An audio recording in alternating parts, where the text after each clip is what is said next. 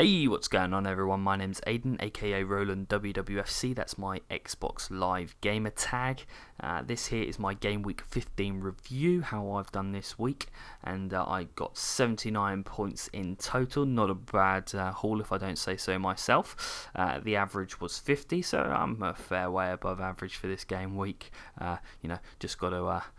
take it all in, Aiden, because if anyone's been watching my previous videos, that's definitely not consistent being above average, but yeah, let's hope I've turned over a new leaf. So coming into my formation, it's a 3-4-3, and again, anyone that's been watching my videos, that's a pretty standard formation. I think that's the best one to get you points.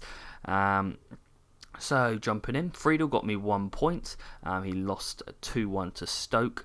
A bit of controversy in that game, really, whereby Adebayor had a goal ruled off for offside when he was about 2 yards onside, and I actually got punished for that because, as you can see down here, Adebayor was actually in my team, so could have been higher than the 79, but on the whole, rather pleased that I did get 79, not any less, but could have been a little bit better if Adebayor had been rightly given that goal. Shame on you, ref.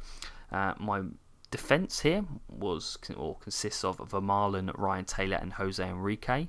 Ryan Taylor got 0 points, conceded 4 goals against Norwich there.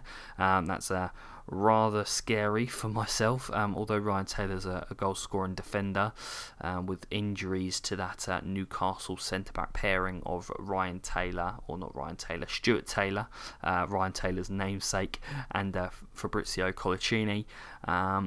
They don't look as strong at the back now, and 4 goals basically tells that to me.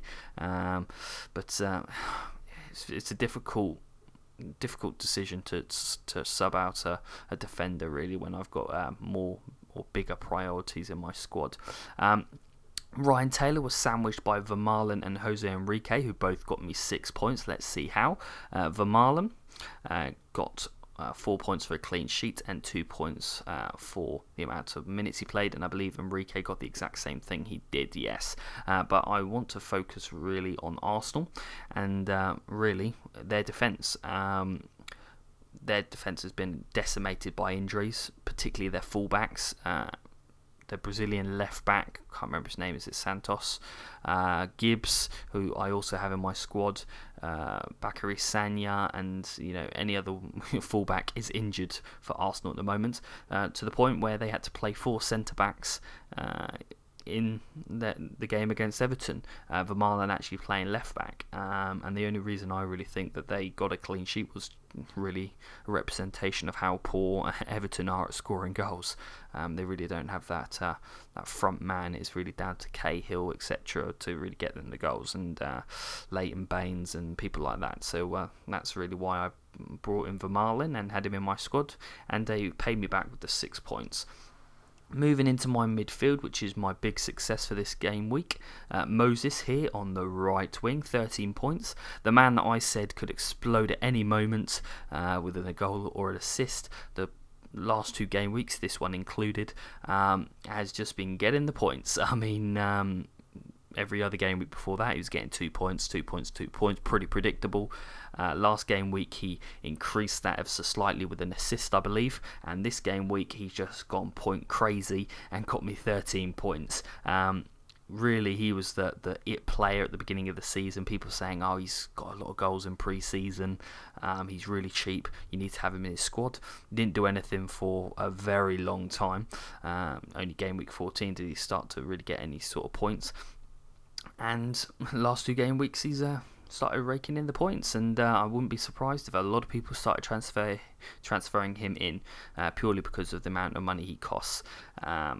I stuck with him, and he's paid off quite handsomely this game week.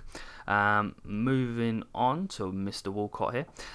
Really didn't do anything, only a 1-0 win for Arsenal, so he didn't get me an assist or a goal or anything like that.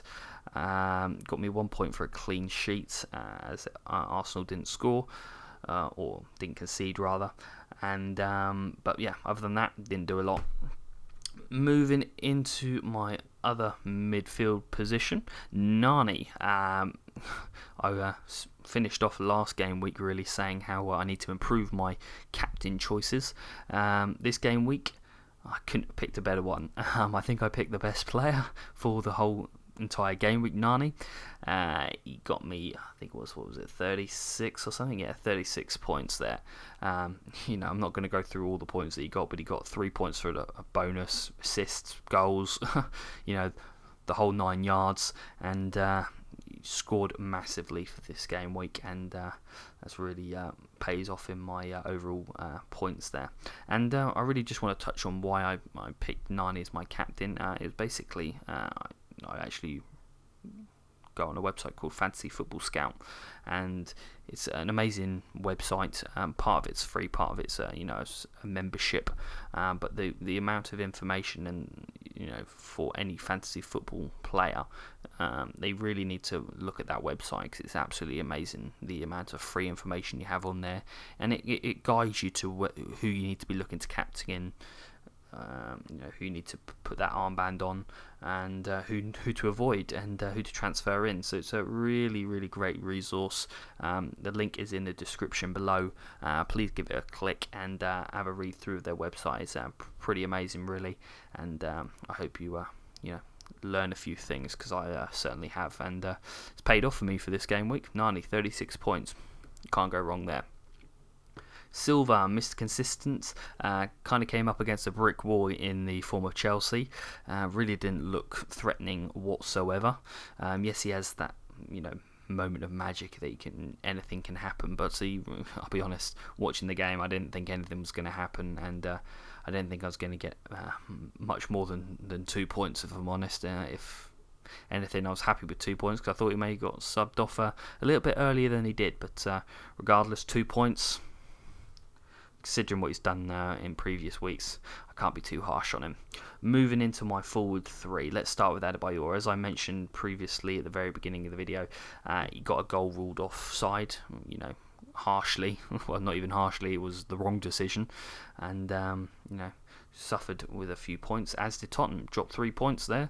That was a big blow for them, because they were really going at that table at a rate of knots. As am I, hopefully, fingers crossed, touch wood. Moving into my other 2 forwards, Agbonlahor. Now, I really want to touch on Agbonlahor, because this is quite big for my future game weeks, or game week, the next game week 16.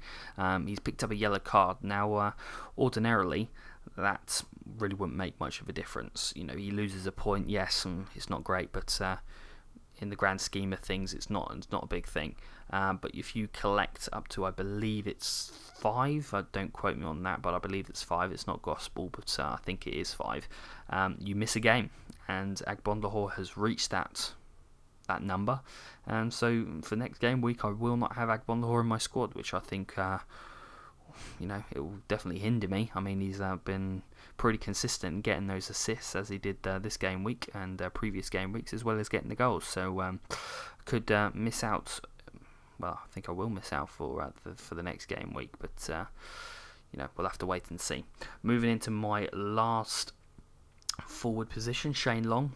Really didn't do a lot, and thank goodness, all I can say is Nani got a hatful of goals and actually played, because otherwise Long here would have been my captain, and otherwise I would have been ruining my decision of putting Long as my captain, and that dreaded awful choice that I make almost every game week. Thankfully it didn't happen, and that's joke, as it were, has stopped right now. Scrolling down to my bench, nothing went on here. Schwarzer, 1 point. Ledley King didn't play at all. Moses actually got subbed in, which I'm rather happy. There's a bit of a difference there, 13 points and 0. That definitely pushed up my score a fair bit. Allen was serving his matchday ban for his red card, and Gibbs, again, as I mentioned when I was talking about Vermaelen, is injured and didn't play. So that's my game week 15 review there, guys. As I said, if you can click in the link below to Fantasy Football Scout, it's a terrific website, a really good resource, and also if you haven't done so already, do sign up to Fantasy Football, this website I'm on now. And if you like my content, please do subscribe and have a few comments down there, and I'll be happy to answer any of your questions. My name's Aidan, otherwise known as Roland WWFC. See you guys.